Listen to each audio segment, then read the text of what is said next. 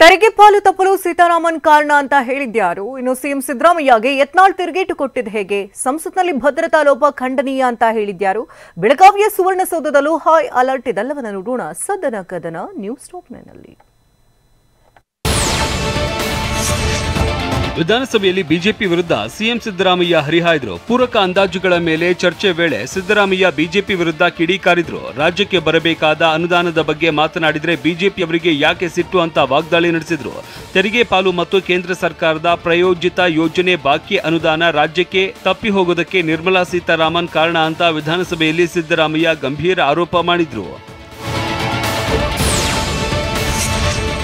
ಕರ್ನಾಟಕಕ್ಕೆ 73,000 ಕೋಟಿ ರೂಪಾಯಿ ನಷ್ಟವಾಗಿದೆ. ಸದನದಲ್ಲಿ ರಾಜ್ಯದ ಹಿತ ಹಾಳಾಗಿ ಹೋಯಿತು ಅಂತ ಸಿಎಂ ಸಿದ್ದರಾಮಯ್ಯ ಸದನದಲ್ಲಿ ಕುಡುಗಿದ್ರು. ರಾಜ್ಯ ಬಿಜೆಪಿ ನಾಯಕರು ಹಾಗೂ ಕೇಂದ್ರ ಸರ್ಕಾರದ ವಿರುದ್ಧ ಸಿಎಂ ಸಿದ್ದರಾಮಯ್ಯ ಫುಲ್ ಗರಂ ಆದ್ರು. ಈ ವೇಳೆ ಸಿಎಂ ಸಿದ್ದರಾಮಯ್ಯಗೆ ಶಾಸಕ ಬಸನಗೌಡ ಪಾಟೀಲ್ ಯತ್ನಾಳ್ ತಿರುಗೇಟು ನೀಡಿದ್ರು. ನೀವು ಎಷ್ಟು ಸಲ ಪ್ರಧಾನಿ ನರೇಂದ್ರ ಮೋದಿ ಭೇಟಿ ಮಾಡಿದ್ದೀರಿ? ಎಷ್ಟು ಬಾರಿ ನಿರ್ಮಲಾ ಸೀತಾರಾಮನ್ರನ್ನ ಭೇಟಿ ಮಾಡಿದ್ದೀರಿ? ಸುಮ್ಮನೆ ಆರೋಪ ಮಾಡಿಕೊಂಡು ಅಡ್ಡಾಡ್ತಾ ಇದ್ದೀರಲ್ಲ ಅಂತ ಬಿಜೆಪಿ ಶಾಸಕ ಯತ್ನಾಳ್ ಟಾಂಗ್ ಕೊಟ್ಟಿದ್ದಾರೆ. ಬೆಳಗಾವಿ ಅಧಿವೇಶನದಲ್ಲಿ ಸಂಸತ್ ಭದ್ರತಾ ಲೋಪ ಪ್ರಸ್ತಾಪವಾಯಿತು. ಆಡಳಿತ ವಿಪಕ್ಷಗಳ ಮಧ್ಯೆ ವಾಗ್ವಾದವೇ ನಡೆಯಿತು.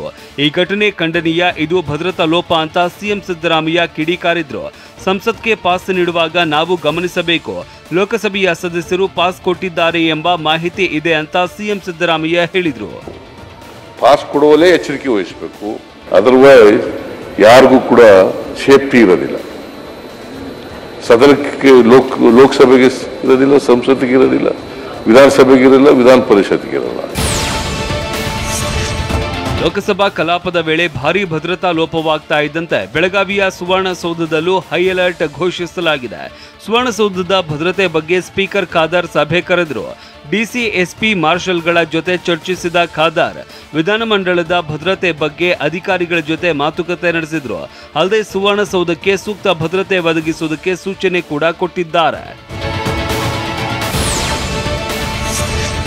ಪರಿಷತ್ ಕಲಾಪಕ್ಕೆ ಹಾಜರಾದ ಸಚಿವ ಜಮೀರ್ ವಿರುದ್ಧ ಬಿಜೆಪಿ ಸದಸ್ಯರು ಆಕ್ಷೇಪ ವ್ಯಕ್ತಪಡಿಸಿದ್ರು. ಪ್ರಶ್ನೋತ್ತರ ಕಲಾಪದ ವೇಳೆ ಉತ್ತರ ನೀಡುವುದಕ್ಕೆ ಎದ್ದು ನಿಂತ ಜಮೀರ್ ವಿರುದ್ಧ ಆಕ್ರೋಶ ವ್ಯಕ್ತಪಡಿಸಿದ್ರು. ಇನ್ನು ನಾನು ಸ್ಪೀಕರ್ ಪೀಠಕ್ಕೆ ಅಗೌರವ ತರುವ ಕೆಲಸವನ್ನ ಮಾಡಿಲ್ಲ, ಸದನಕ್ಕೆ ತಪ್ಪು ಮಾಹಿತಿ ಕೊಡಬೇಡಿ ಅಂತ ಜಮೀರ್ ಅಹಮದ್ ಕೂಡ ಬಿಜೆಪಿ ನಾಯಕರ ಆರೋಪಕ್ಕೆ ತಿರುಗೇಟು ಕೊಟ್ಟಿದ್ದಾರೆ. ಆದ್ರೆ ಅಲ್ಲಿ ಬಿಜೆಪಿಯವರು ತಲೆ ಬಗ್ಗೆ ಸಲಾಂ ಮಾಡ್ತೇನೆ, ನಮಸ್ಕಾರ ಮಾಡ್ತೇನೆ ಅಂತ ಹೇಳಿದ್ದು ಇದು ತಪ್ಪಲ್ವಾ? ಇದು ತಪ್ಪಲ್ವಾ? ಇದು ತಪ್ಪು ಮಾಹಿತಿ ಕೊಡಬಾರ್ದು.